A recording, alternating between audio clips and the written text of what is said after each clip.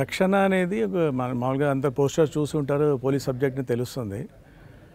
First title మన Telangana పోలీసులో Rakshak vehicles ఉంటాయి కదండి, రక్షక్ అని పెడదాం అనుకున్నాం. కానీ ఆ టైటిల్ దొరకపోవడం వల్ల వాళ్ళకి వై నాట్ ప్రొటెక్షన్ అని హీరోయిన్ క్యారెక్టర్ విక్టిమ్స్ని ఇప్పుడు ఎలా ప్రొటెక్ట్ చేస్తుంది. సో బేస్డ్ ఆన్ దట్ అని టైటిల్ ఫిక్స్ చేసాం. అదే ఇంతకుముందు టెంటేటివ్లో వేరే టైటిల్స్ కూడా అనుకున్నాం, ఇన్వెస్టిగేటివ్ డ్రామా అని చెప్పి. ఇట్స్ ఏ క్రైమ్ బేస్ నడుస్తుంటుంది, how she investigates and how she gets to the guilty person చెప్పి వెతకడం ఉంటుంది. అది మొత్తం ఇన్వెస్టిగేటివ్ ప్రాసెసే ఉంటుంది. రియలిస్టిక్ అప్రోచ్తో ఉంది మొత్తం సినిమా.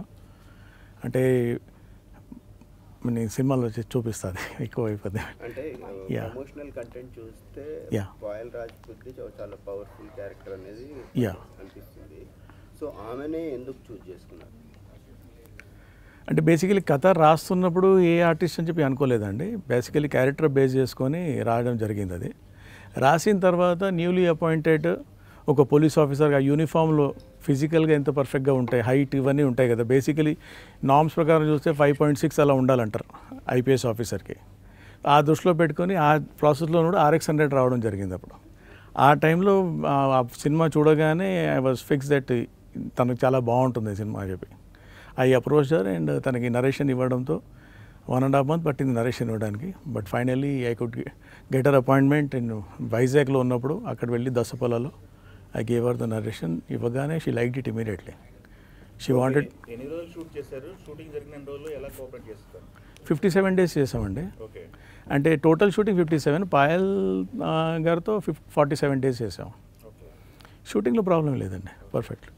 ఇప్పుడు ఇష్యూ క్లోజ్ అయిందా? ఇప్పుడు లేటెస్ట్ ఇష్యూ నడుస్తుంది కదా. అంటే నా తరపున ఇష్యూ ఏం లేదండి. యాక్చువల్లీ అగ్రిమెంట్ ప్రకారం she has to come for promotion and I have to pay her money. 6 lakhs is balance amount. So అది మాట్లాడి ఇస్తానని చెప్పాను. ప్రమోషన్కి వచ్చేస్తే ఇచ్చేస్తానంటే రీసెంట్లీ మంగళవారం ఆ టైం నుంచి she was apprehensive about promoting this film. మళ్ళీ అదే ఫీమేల్ ఓరియంటెడ్ ఇలాంటిది చెప్పి. సో ప్రమోషన్ వద్దు, నాకు కావాలంటే మీ పెయిడ్ పబ్లిసిటీకి వాడుకోండి అన్నారు. I don't have proof for that. ఫోన్లో చెప్పడం జరిగింది అది. తర్వాత మళ్ళీ వాళ్ళ మేనేజర్ గారు బయటికి మధ్యకు చెప్పిన తర్వాత I went to the council. అంటే 6 లక్షలు వచ్చేసినాయి కదా, మిగిలిపోయినాయి చెప్పి ఆనందపడలే. ఎందుకంటే heroine is very important, is only face in this movie.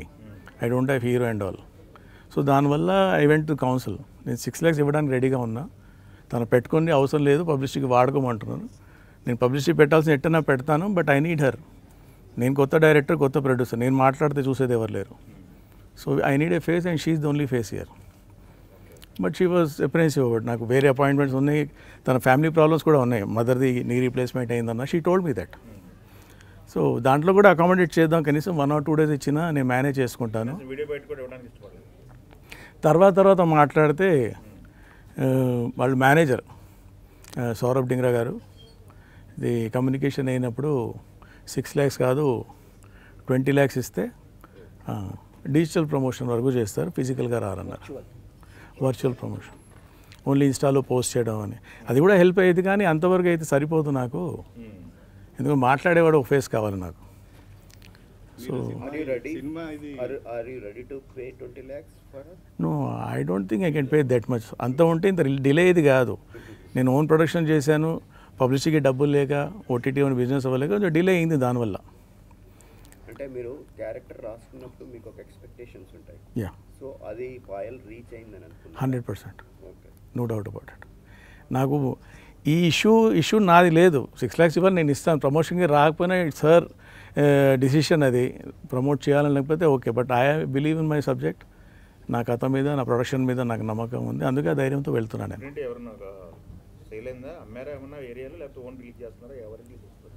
ఇది నాది ఓన్ రిలీజ్ అండి. Distributors are spending on cube and all.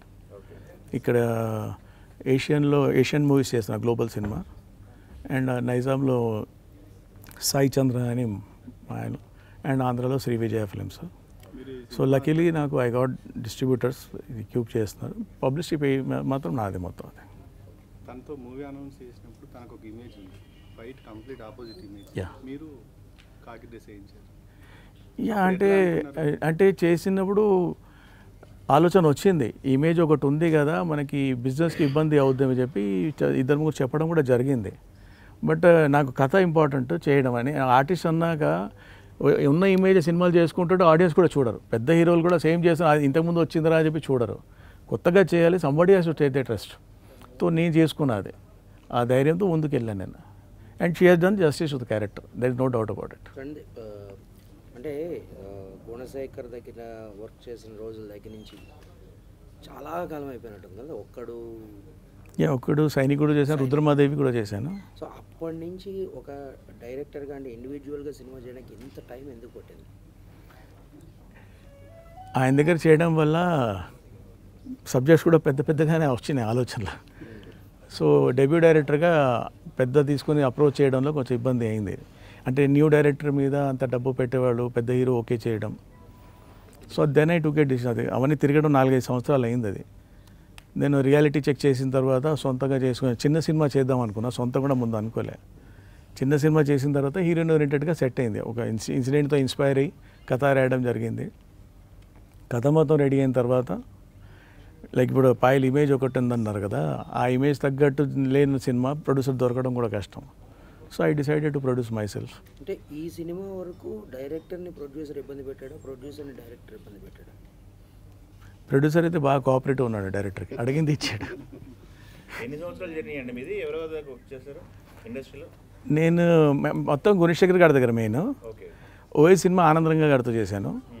Then Bhaskar గారితో, బొమ్మర్లు భాస్కర్ గారితో ఆరెంజ్ చేశాను. ఎన్ని సంవత్సరాలు? 10 సంవత్సరాలు ఉంటుందా నేను ఇండస్ట్రీలో 25 years అయి ఉంటుంది.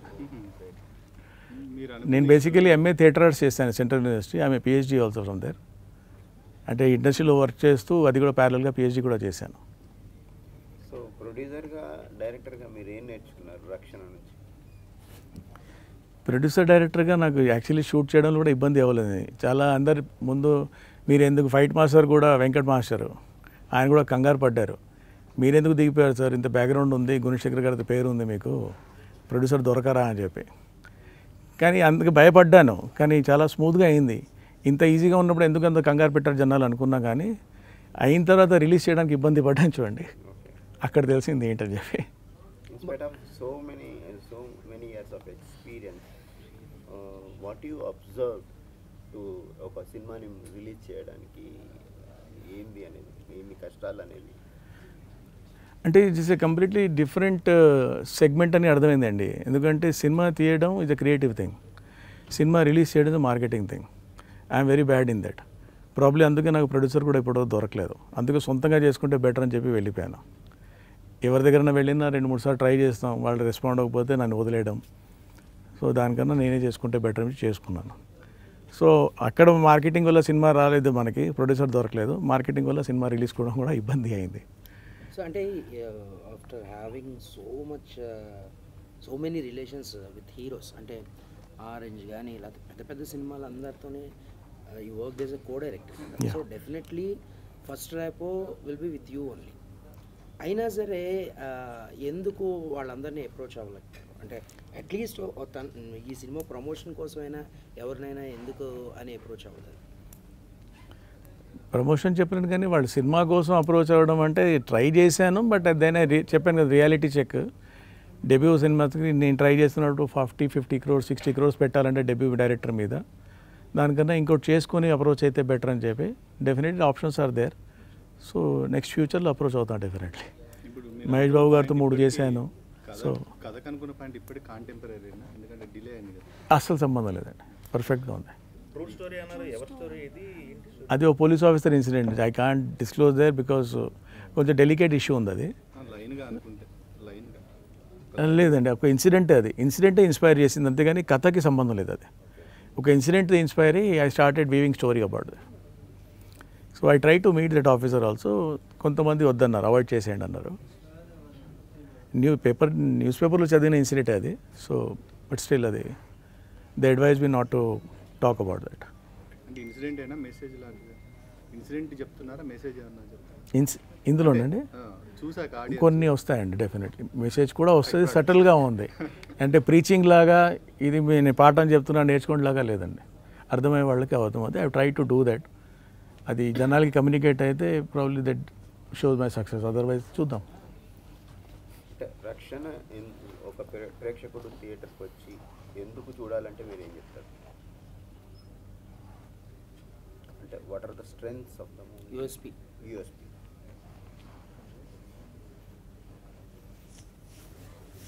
అందులో అంటే ఒక కంటెంపరీ ఇష్యూస్ కొన్ని ఉన్నాయండి అందులో. మామూలుగా ఆఫ్టర్ రిలీజ్